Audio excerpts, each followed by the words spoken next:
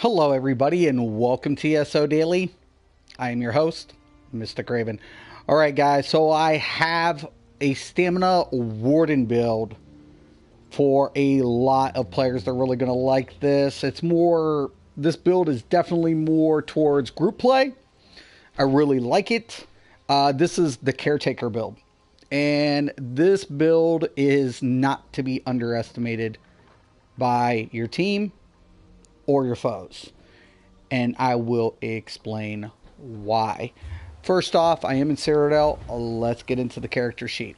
Okay, now I still have to get my Undaunted passive unlocked, but currently we're looking at 37,774 max stamina, 19,384 max health, magical recovery is at 611, stamina recovery is at 1823. Currently, I will be getting into this.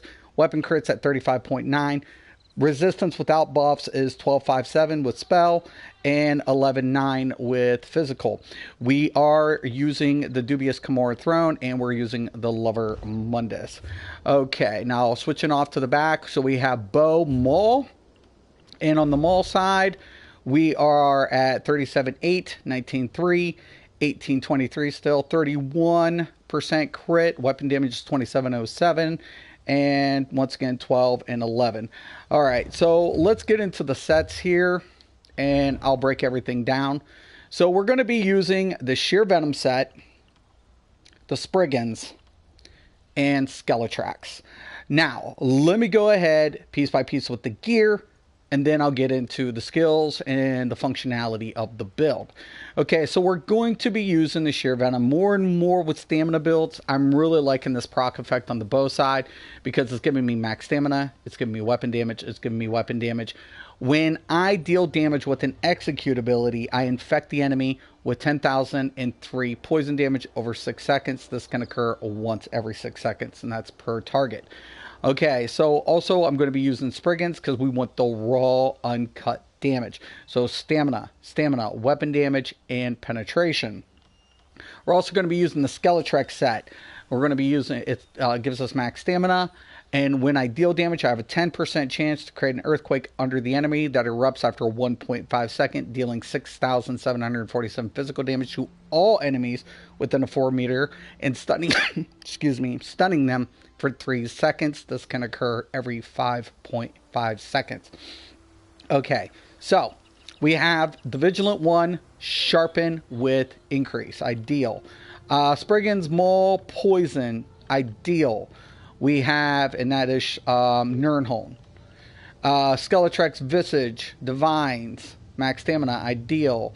Jacket of Sheer Venom, Infuse, max stamina, ideal. Skeletrax, Impen, max stamina, ideal. Spriggans Belt, Impen, max stamina, ideal. Spriggans Bracers, Impen, max stamina, ideal. Spriggans Guard, Infuse, max stamina, ideal. Boots of Sheer Venom, Impen, ideal. We have the Spriggan Necklace with weapon damage. We have the Sheer Venom Necklace, recovery, and we have Sheer Venom Necklace with recovery. Now let's get into the skills. Let's start on the bow side.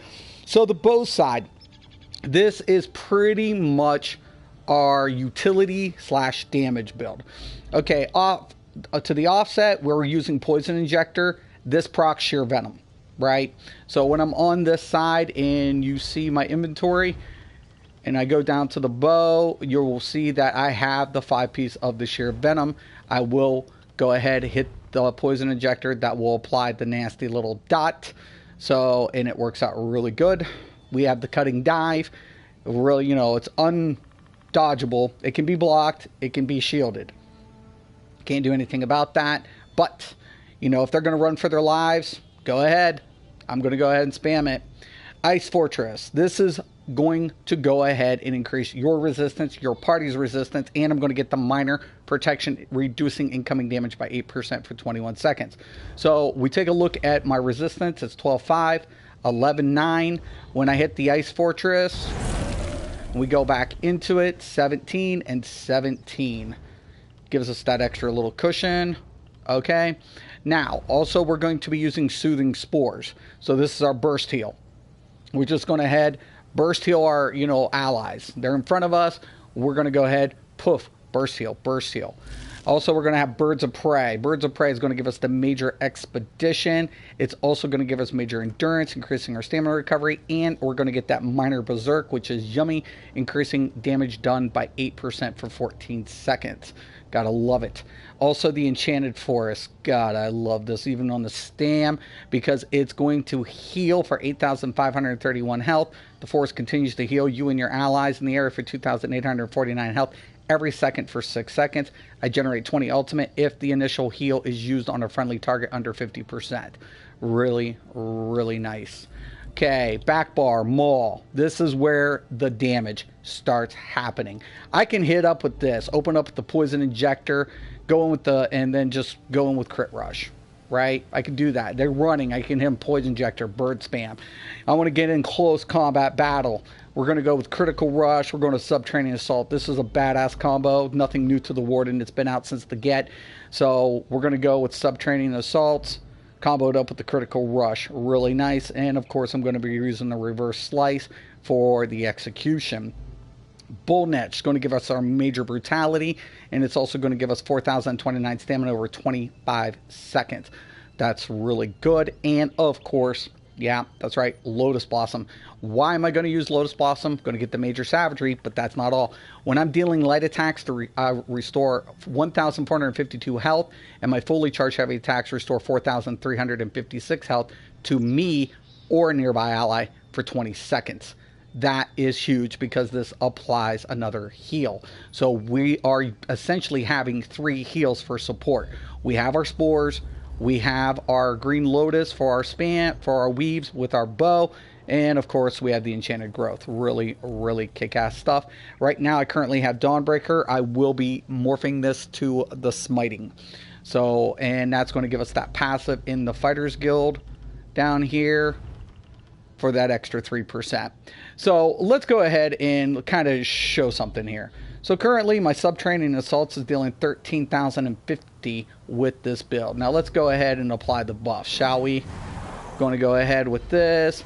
Going to go with that. We switch back to the bar. And now it's dealing 14,829. You do not want to get hit with this shit. It's going to friggin' hurt.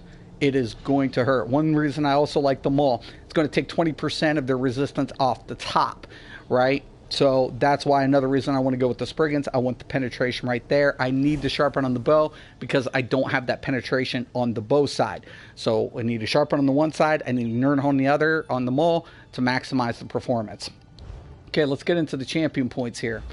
All right, going into the tower first, we have Warlord at 904. We have Sprinter at 9.17. Siphoner, you know, I had 1 extra point, so it's over. So it's 6.4. You know, I could have it a little bit higher, but I need some Magicka regen because I used 2 Magicka abilities. Also have Tenacity 6.17, Arcana 707, Mooncalfs 14%, Healthy 707. Tumbling is reduced at 904. I am going to be healing me and my allies. I want to put into Bless, so we're going to go 8.12. We're going to want 75% into this, so our light attacks can do more damage at that 25% extra at the 25% mark. So we go 9% for 606, and we boost everything up to direct damage at Master at Arms.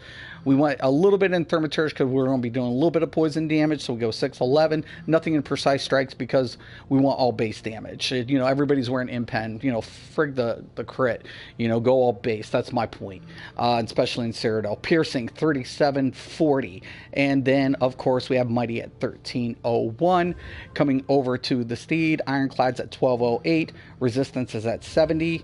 Hardy's at 1015, along with Elemental Defender. Thick Skinned is at 611, and Quick Recovery is at 707, and that is how the champion points are allocated. So yeah, guys, this is really beast. I'm really enjoying this build. Like I said, it really works great in group play. If you can get a pretty good 1v1 situations, you're going to be really good. The only class that really is going to be hard on you because of that resistance, even with the 17 here, is going to be the Nightblade. So if you see the Nightblade, you know, make sure you're using those detect pots. Try to get on top of the Nightblade ASAP. And also make sure you have your immobilized pots on if you're going to be competitive. Basically, that's going to keep you from getting stunned or CC'd. It's very, very, very important. Other than that, though, it looks really nice. Now, take a look at this, guys. Currently, stamina recovery is at 1823. Now, when I go ahead and hit my wings, now we bump up to 2053 on the stamina recovery. Really, really nice. This is pretty kick-ass build. Don't have to use the bone pirates on this build. I don't. It's offering support. It's offering utility. It's offering a shitload of damage on that mole side. If they run, I can hit them up. If I get close, they're in trouble. Don't let me get close. You know, they pretty much try to take me out as is.